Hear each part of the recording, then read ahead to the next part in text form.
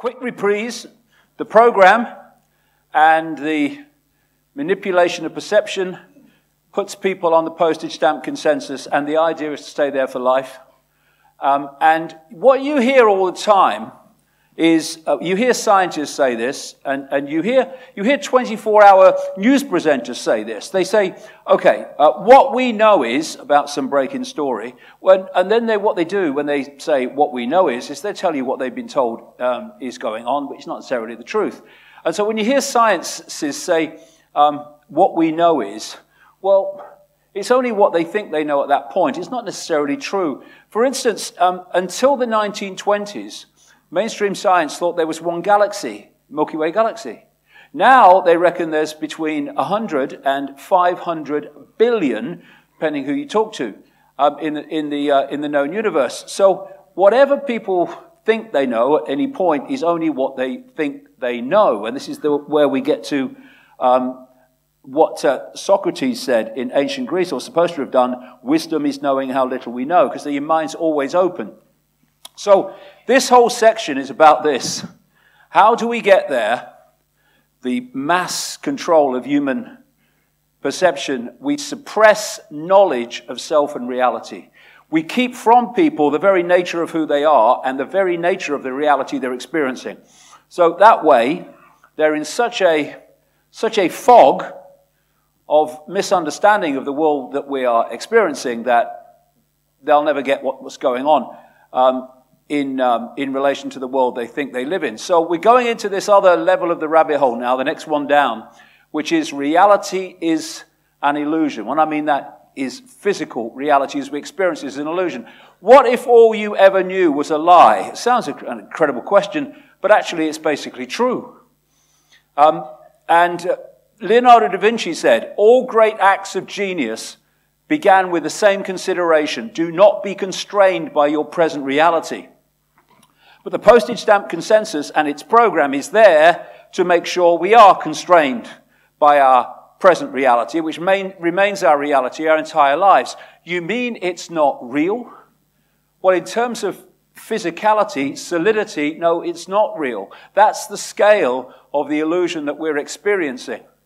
And if you can hold people in a belief that it is, then you've already got them in a tiny, tiny perception of reality from which you can play them like a violin, which is what happens. Consider that you can see less than 1% of the electromagnetic spectrum and hear less than 1% of the acoustic spectrum. 90% of the cells in your body carry their own microbial DNA and are not you. The atoms in your body are 99.9999999%, etc., empty space, and none of them were the ones you were born with. Human beings have 46 chromosomes, 2 less than a potato. The exister, George Bush, I rest my case.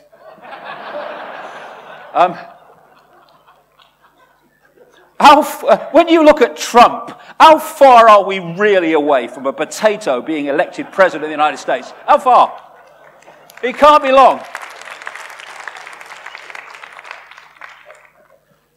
And if he did get elected, I suppose he'd have his ships quite early on, wouldn't he? Anyway, don't start me. The existence of the rainbow depends on the conical photoreceptors in your eyes. To animals without cones, the rainbow does not exist. So you don't just look at a rainbow, you create it. This is pretty amazing, especially considering that all the beautiful colors you see represent less than 1% of the electromagnetic spectrum. And this is from a mainstream magazine, science magazine, called Wonderpedia magazine. Every second, 11 million sensations, bits of information, crackle along these brain pathways. The brain is confronted with an alarming array of images, sounds, and smells, which it rigorously filters down until it is left with a manageable list of around 40. Thus, 40 sensations per second out of 11 million make up what we perceive as reality. What do they say? What we know is... Yeah, okay. This 13th century Sufi mystic, Rumi, said, this place is a dream. Only a sleeper considers it real. Then death comes like dawn and you wake up laughing at what you thought was your grief. And what keeps us from this understanding, and so much more that I'll get into now, is the perception we call the real world, which is the completely and utterly unreal world. And we're basically given a fake choice between God and non-existence. Either you are subject to some God imposing its will upon you, or life's a bitch and then you die and the lights go out and that's the end of it. That's the kind of choice. But there is another one. That we are a state of awareness, a state of being aware. And we can be that aware or we can be infinitely aware. It's a choice of how aware we choose to open our minds to be, or open our consciousness to be. A state of being aware. And this is a quote from a Central American shaman. You know, one of those primitive people, doesn't know what he's talking about compared with a professor at university. Anyway, I'll just pass it on, just to pass it on, you know what these primitive people are like. He said, we are perceivers, we are awareness, we are not objects. We have no solidity.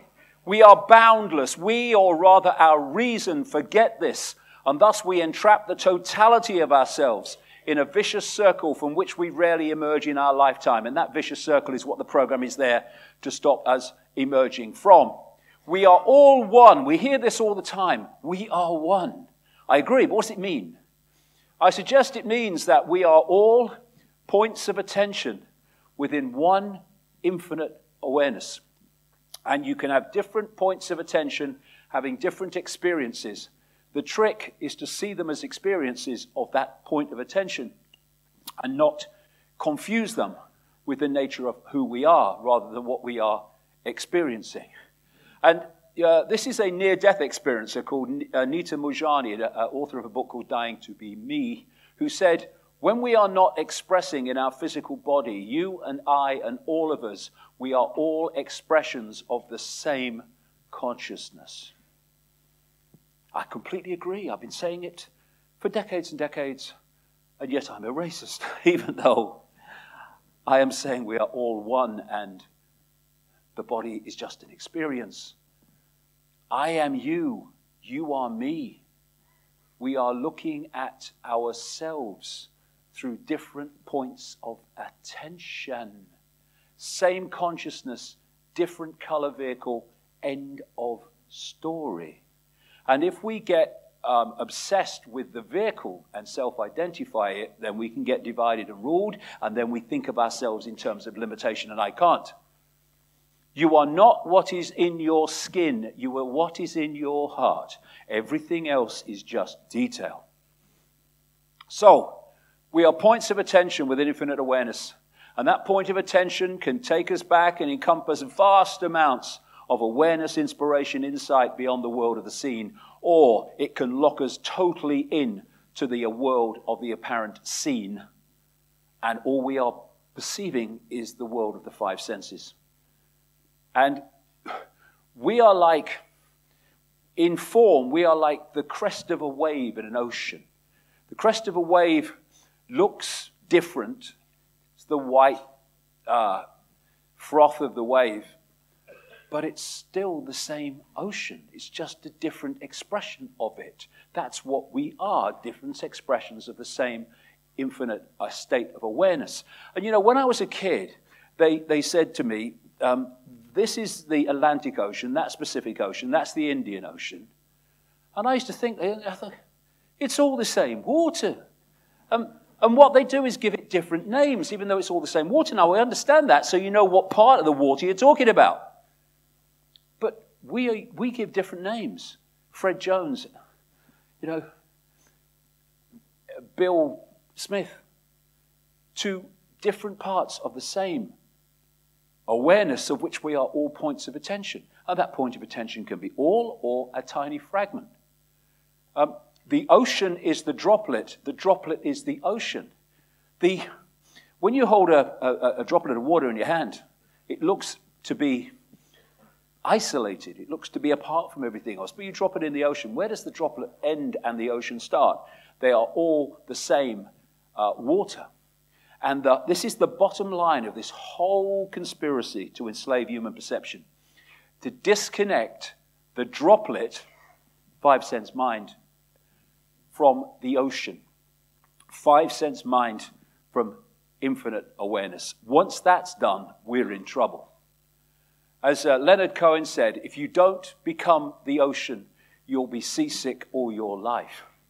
And this sense of longing, this sense of disconnection, this sense of isolation that so many people feel, and they think it's about their life in this reality, it's really about the disconnection they're feeling from the true self, the infinite self, which is what this program is all about creating.